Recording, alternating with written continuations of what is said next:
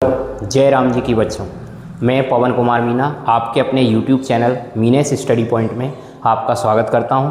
आज की अपनी इस क्लास में हम क्लास 9th मैथ का चैप्टर नंबर 3 जिसका नाम निर्देशांक ज्यामिति है, इसको समझेंगे। यदि आपने इस क्लास को पूरा ध्यान से देख लिया तो इस चैप्टर से संबंधित क्लास 9th में जितने भी क्वेश्चंस बनते हैं वो आप आसानी से कर पाओगे। तो आइए बच्चों शुरू करते हैं। सबसे पहले निर्देशांक ज्यामिति में बच्चों यहाँ पर जो तल होता है, कार्तीय तल जिसको अपन कहते हैं, इसमें दो रेखाएं होती है। एक ऊर्ध्वाधर रेखा है ऊपर से नीचे वाली, जिसको बच्चों कहते हैं वाय अक्ष, इसको वाय अक्ष बोलेंगे। और एक क्षैतिज रेखा होती है, क्षैतिज रेखा, इसको हम कहते हैं एक्स अक्ष। इस रेखा को बच्चों कहा जाता है एक्स अक्ष। जहाँ पर ये दोनों अक्ष मिलते हैं, अर्थात ये दोनों ऊर्ध्वाधर और क्षैतिज रेखाएं मिलती है, उसको प्रतिच्छेद बिंदु कहते हैं। इन दोनों का मूल बिंदु नाम है वैसे इसका, मूल बिंदु, मूल बिंदु। और मूल बिंदु इस पे बच्चों जीरो रहता है, यहाँ पर दर्शाया जाता है, जीरो लिखा रहता है। अब हमें क्या करना है, जैसे हमने छोटी क्लासों में संख्या रेखा सीखी थी, आपको मालूम है संख्या रेखा में यहाँ से जीरो, जीरो के आगे इधर सीधे हाथ की तरफ प्लस प्लस वाली संख्या, पीछे माइनस माइनस वाली संख्या रहती है। ऐसे ही एक्स अक्ष की संख्या रेखा अपन यहाँ पर तैयार करेंगे एक निश्चित दूरी पे। जैसे 1 सेंटीमीटर दूर पे मैंने यहाँ पे 1 लिख दिया, 2 लिख दिया, 3, 4, 5, यहाँ अपन ने 5 तक की संख्याएँ लिख ली बच्चों, ठीक है। ऐसे इधर पहुँच जाएंगे -1, -2 सेम दूरी पे, -3, -4, और यहाँ पर भी लिख लिया मैंने -5 तक, आगे तक भी लिख सकते हैं। फिर इधर अपन इसको फ़िलहाल अभी मिटा देते हैं। यहाँ पर लिख लिया +1, +2, +3, +4, +5। ऐसे ही नीचे y अक्ष के माइनस वाले माना जाएंगे, -1, -2, -3, -4 और -5, ठीक है। तो बच्चों अब आप ये देखिएगा, यहाँ पर ये हमने एक प्यारा सा कार्तीय तल बना लिया। तो ये जो अक्ष है ना आपके, एक्स अक्ष और वाय अक्ष, ये जो है ये एक्स अक्ष है और ये आपका वाय अक्ष है।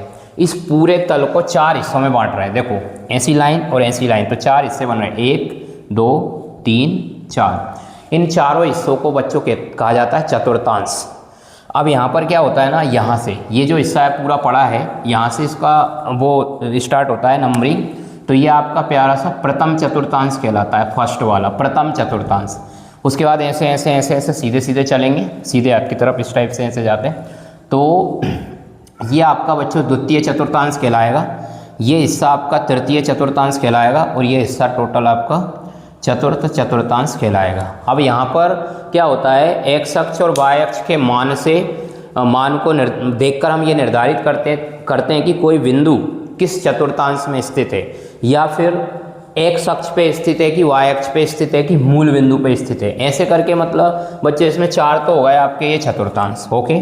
और एक जगह होती है एक्स अक्ष, और एक जगह होती है वाय अक्ष, और एक जगह होती है मूल बिंदु, ये इस पॉइंट पे जाके। ऐसे करके 4 और 3 कितने होगा, टोटल 7। ये मान लो कि आप कार्तीय तल में ये 7 जगह हैं, 7 कमरे हैं, ऐसे समझ लो आप। कितने कमरे हैं, 7 कमरे।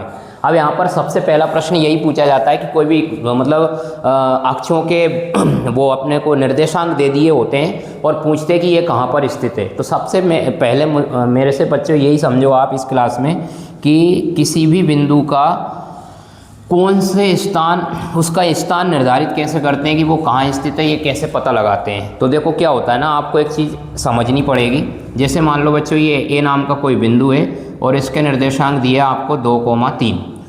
तो आप क्या करोगे, सबसे पहले आप ये समझो, ये जो बिंदु के निर्देशांक दे रखे हैं ना, इनको इस पर जैसे ही आप दर्शाना सीख जाओगे कार्तीय तल पे कि इस बिंदु को कार्तीय तल पे दर्शाएंगे कैसे, तो आपके एक साथ 2-3 काम हो जाएंगे। एक तीर से 3-4 निशाने होंगे। तो देखो बच्चों कैसे, देखो पहला जो पॉइंट होता है, पहला जो निर्देशांक होता है ना, वो जरूर आपको याद रखना, वो एक्स का मान होता है और दूसरा वाय का मान होता है। मतलब ये होता है एक्स निर्देशांक और ये होता है प्यारा सा वाय निर्देशांक। ये आपको याद रखना है। कैसे याद रख, जो ABCD लिखते हैं तो ABCD dot dot dot XYZ, जब अपन XYZ फाइनल करते हैं तो पहले x आता है कि y आता है, पहले x आता है, इसलिए पहला जो मान है हमेशा कसम खा लो x का होता है और दूसरा मान जो लिखा है वो y का होता है। अब ये जो लाइन है, ये आड़े में जो लाइन है क्षैतिज रेखा है, कौन सी रेखा है? x अक्ष वाली रेखा है, और ये वाली जो लाइन है वो कौन सी है? y अक्ष वाली रेखा है। यानी कि पहला जो मान हमेशा दिखेगा वो आप x अक्ष का मान मानोगे और दूसरा दिखेगा वो y अक्ष का। अब इसको देखो कैसे इस पे दर्शाएंगे, आप समझ जाओगे आसानी से।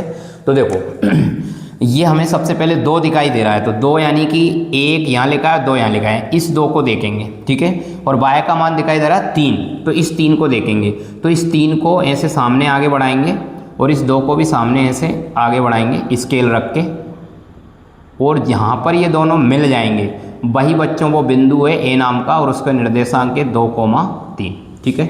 इस प्रकार से अपन ने इसको दर्शाया, यानी कि पहले x का मान देखा और दूसरा y का मान। जैसे मान लो अब B नाम का कोई बिंदु है बच्चों, उसके निर्देशांक आपको दे रखे हैं -3,2 दे रखा है, मान लो।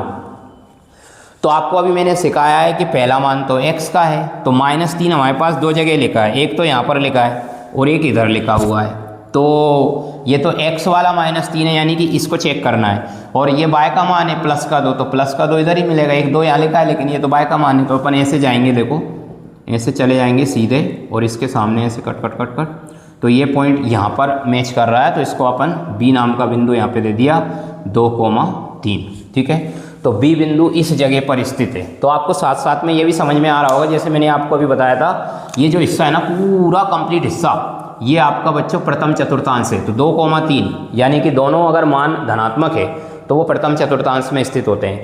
अब ये जो हिस्सा है ना, ये पूरा हिस्सा जो है ये द्वितीय चतुर्थांश है, अभी आपको बताया था ये द्वितीय चतुर्थांश है। इसलिए यदि मान लो पहला मान माइनस का, यानी कि x अक्ष का मान यदि माइनस है, तो यहाँ पर बच्चों अपन ने ये -3 ये लिख गलत दिया हुआ है, 1 मिनट, -3,2 लिखा होगा। तो पहला जो मान है ना वो यदि माइनस का है और दूसरा मान प्लस का है, तो बच्चों वो कहाँ पे जा रहा है? बाय डिफ़ॉल्ट द्वितीय चतुर्थांश में। अब चलो मान लो C नाम का कोई बिंदु है और उसके निर्देशांक चलो मान लो ऐसे मान लिया अपन ने -2 है और -4 है, ऐसा सोचा। अब बच्चों ये दोनों ही माइनस के हैं, तो इस केस में क्या होगा?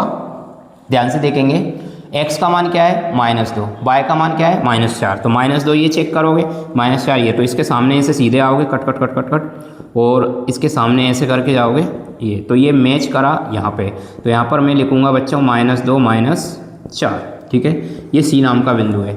चलो ऐसे ही कोई मान लो D नाम का कोई बिंदु है, इधर मैं इधर यहाँ से मिटा देता हूँ, D बिंदु है और D बिंदु के निर्देशांक के बच्चों 4,-3 मान लेते हैं, 4,-3।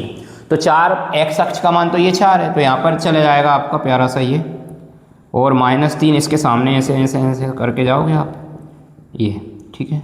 तो ये लिख देंगे 4,-3। तो इस प्रकार से आपका ये 4 चतुर्थांश, यानी कि ये जो हिस्सा है ना वो तृतीय चतुर्थांश है और ये जो हिस्सा है बच्चों वो चतुर्थ चतुर्थांश है, ठीक है। अब मान लो कोई बिंदु है, E नाम का बिंदु ले लिया अपन ने, E नाम का कोई बिंदु है और उसके निर्देशांक है 5,0, 5,0 है। तो अब आप देखो बच्चों, x का मान कितना है? 5, y का मान कितना है? 0। 0 मतलब होता है कुछ नहीं, गणित में कुछ नहीं को 0 बोलते हैं, यानी कि y का तो कुछ मान है ही नहीं। मान है किसका? सिर्फ x का मान है। तो देखो x का 5 यहाँ पर होता है, ओके, और y का मान कुछ भी नहीं है, यानी कि ये E नाम का जो बिंदु है बच्चों वो यहीं पर प्रेजेंट है, ठीक है, और उसका निर्देशांक कैसे हैं? 0। यानी कि x अक्ष पर, यहाँ पर कंफ्यूजन आप लोगों को ये हो जाता है कि ये भी प्लस का है, ये भी 0 भी प्लस है, तो आपको ये सिखा दिया जाता है कि अगर दोनों प्लस के होते तो प्रथम चतुर्थांश। इसको आप बाय मिस्टेक प्रथम चतुर्थांश में लिख सकते हो, लेकिन बच्चों ये है कहाँ पर? x अक्ष पे स्थित बिंदु है। E नाम का जो बिंदु है ये वो कहाँ पर है? x अक्ष पे, प्रथम चतुर्थांश में ये नहीं है। तो इसमें यही ध्यान रखना है कि अगर x का मान दिया है और y का मान नहीं दिया तो वो x अक्ष पे स्थित होगा, यानी x अक्ष पर स्थित किसी भी बिंदु के निर्देशांक x, 0 के रूप के होते हैं। क्वेश्चन पूछा जाता है x अक्ष पर किसी बिंदु के निर्देशांक खाली स्थान के रूप के होते हैं, तो x, 0 के रूप के होते हैं, अर्थात x का कुछ मान दिया होगा और y का मान कुछ भी नहीं दिया होगा, अर्थात 0 दिया होगा। तो आप समझ जाना। अब बच्चों मान लो f नाम का कोई बिंदु है, f, जिसके निर्देशांक 0,5 दिए हैं, मान लो 0,5। अब आप इसको फोकस के साथ देखना, 0,5 दिया हुआ है तो पहला मान x का होता है। x का मान कितना दिया?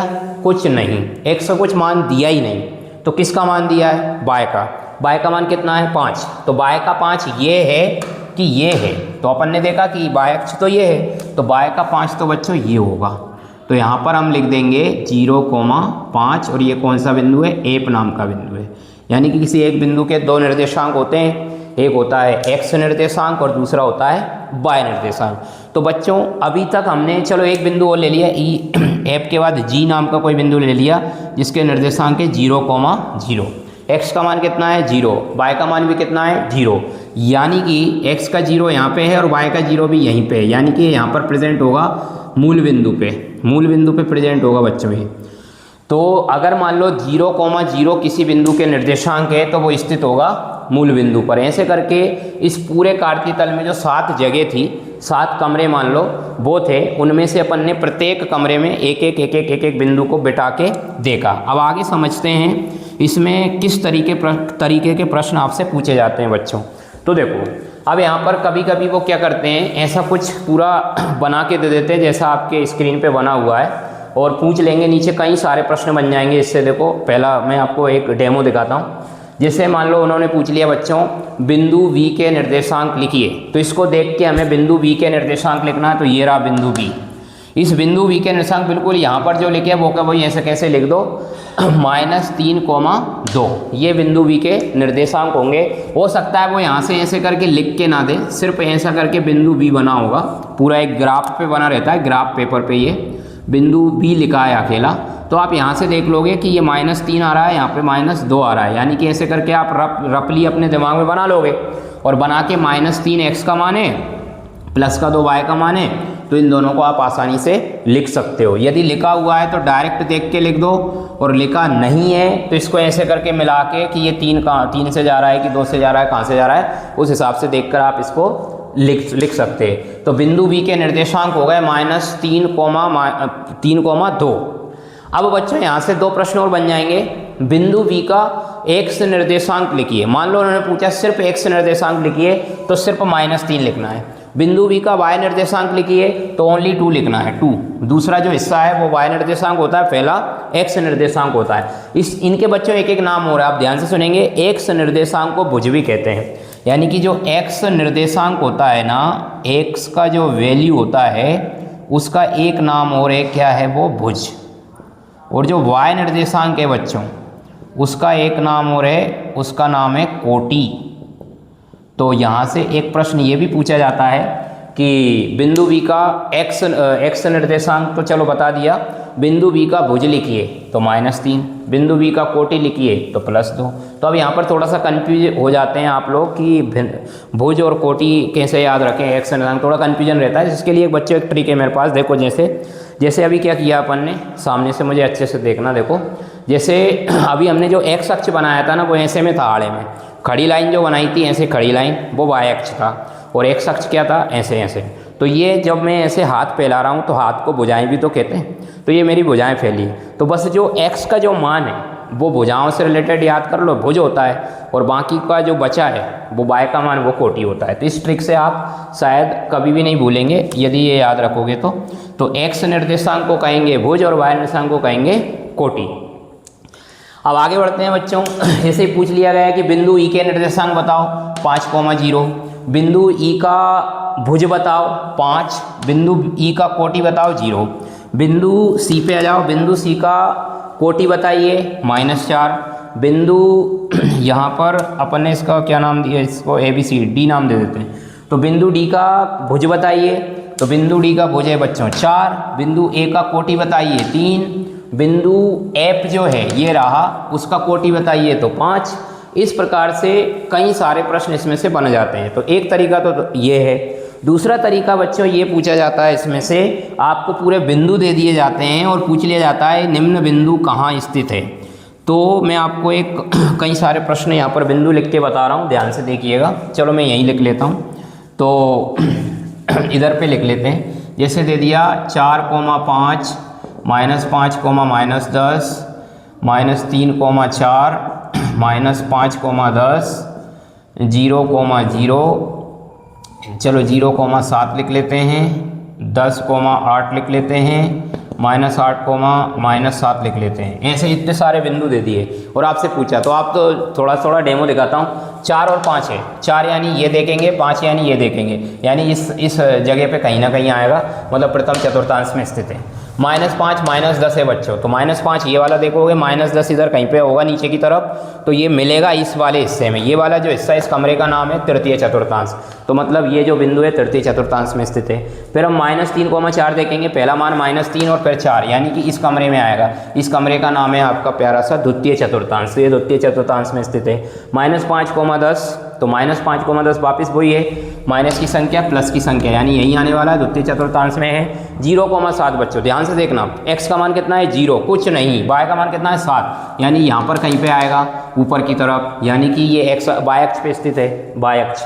फिर 10,8 10 प्लस का 10 इधर कहीं जाएगा और 8 इधर कहीं जाएगा, ये पूरा हिस्सा आपका प्यारा सा क्या है प्रथम चतुर्थांश है, तो ये प्रथम चतुर्थांश में जाएगा। -8, -7 कहाँ पे आएगा बच्चों, दोनों माइनस के हैं यानी तृतीय चतुर्थांश में आएगा। एक कोई बिंदु और दिया होता मान लो ऐसा करके 7, -5 तो इधर आएगा, जो भी अभी मैंने आपको बताया बिल्कुल वैसे के वैसे ही, बस आप थोड़ा सा इसको इस पर दर्शाना सीख जाओ, इतने में आपका काम हो जाएगा। ये आसानी से आप लिख सकते हो कि कौन x अक्ष पे है, कौन y अक्ष पे है, कौन प्रथम द्वितीय तृतीय चतुर्थांश पर स्थित है। अब बच्चों एक सवाल और इसमें से पूछा जाता है, कौन सा वाला, ये तो ये दर्शाने वाला मैंने आपको बता दिया, सीधा चित्र आएगा और उससे क्वेश्चन पूछेंगे, और एक जो शुरू में मैंने बताया था कि निम्न को इस पर दर्शाइए, तो वो इसको अपन ने अभी पूरा बना के देखा ही है।